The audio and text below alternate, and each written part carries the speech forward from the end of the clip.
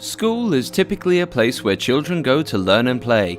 Unfortunately, there are some teachers who don't see it as such and display their power over the kids in some form of punishment. The human footstool. Ji Li, a 40-year-old teacher, caught hold of two very young children and made them his footstool. The only mistake the boys committed was sitting in class and cracking a few jokes between each other. The teacher watched the boys joke and became so upset that he dragged them into a corridor. Afterwards, the teacher made the two boys kneel on the floor and rested his feet on their backs while texting someone from his cell phone. The Cone of Shame. In Florida, Lori Cutcomp, after watching the movie Up, brought a cone of shame to school for her own students. The cone of shame was made of a dog collar that the teacher had obtained from her previous job. The classmates uploaded pictures of their fellow classmates who were asked to tie it around their necks to Facebook, and although the teacher confessed she did not mean any harm to the students, the school management was not very impressed, and she has been placed on unpaid suspension. In Kazakhstan, a female student was made to stand holding a chair over her head for being late. The world came to know of the incident when her classmates secretly shot the footage. The video showed the girl being punished with her face towards the blackboard, wearing a heavy backpack on her shoulders and lifting a heavy metal chair overhead at arm's length. The teacher has been suspended for treating the girl so harshly. The phony prom. Constance McMillan, a female student from a Mississippi school, sued school authorities for declining her request to wear a tuxedo and attend the school prom with her lesbian partner. The school district decided to punish her by making her and her girlfriend attend a fake prom that is organized for 5 students with mental disabilities in order to distract her from attending the main event. As a result of the excessive embarrassment, the school district was compelled to pay her $35,000. A 7th grader in Florida received 3 Fs and was made to stand on a popular street corner in Miami holding a sign explaining his failure and asking passers-by to blow their horns at him.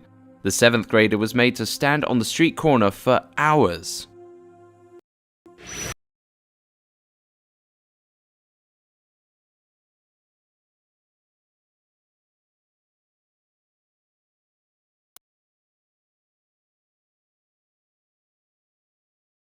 Initially, the girl seemed a little apprehensive about going to the teacher, who eventually allured her with candy. Using scissors, the teacher then mercilessly chopped off Lamea's braid.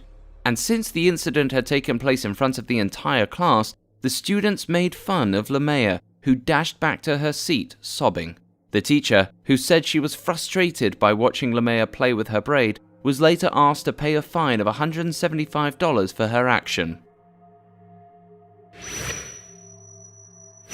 In Arizona, school officials strip-searched a girl on the suspicion she had ibuprofen in her underwear.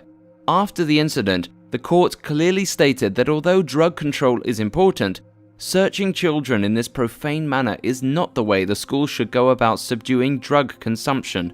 David praised the school for being proactive in the matters of drugs and children, but at the same time advised the school management to keep their searches singularly to backpacks and pockets.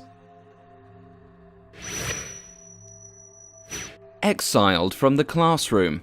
Alex Barton was stigmatized by both his teacher, Mrs. Wendy Portillo, and fellow students because he was autistic. He was sent out of class on different occasions over unnecessary allegations and for disrupting the class.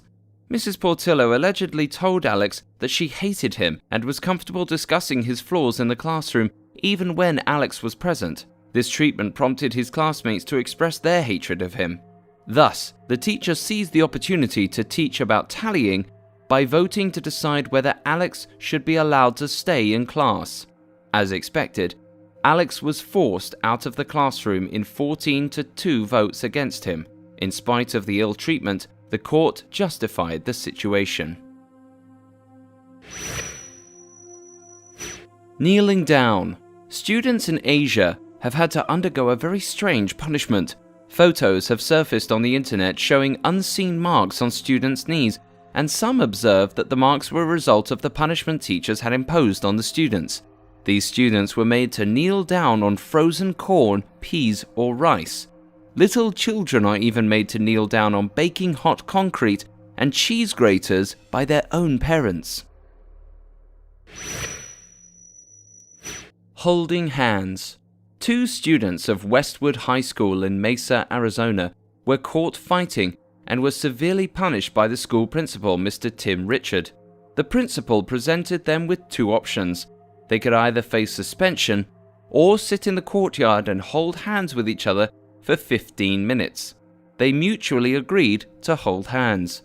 Unfortunately for them, the event went viral and they were boredly humiliated by fellow students. This caused mixed reactions among parents, but Mesa School District expressed great disapproval towards the principal's action. However, both students regretted their action and promised to desist from fighting in school.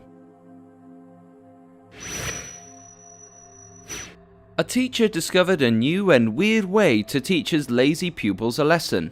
He made students who came late to the class draw 1,000 emojis on paper with pen.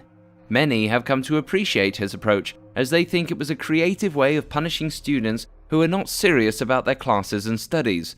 But there are many more who think it is an insensitive way to teach children the rights and wrongs of life. A video of students' sheets scratched and etched with emojis has gone viral via social media, and people around the globe are sharing the teacher's new approach of punishing his students. A school center in Malaysia made children do 50 squats as a form of punishment. Staff members even asked kids to hold signs above their heads and stand on the main gate. The boys admitted that they were punished for using curse words and being mischievous.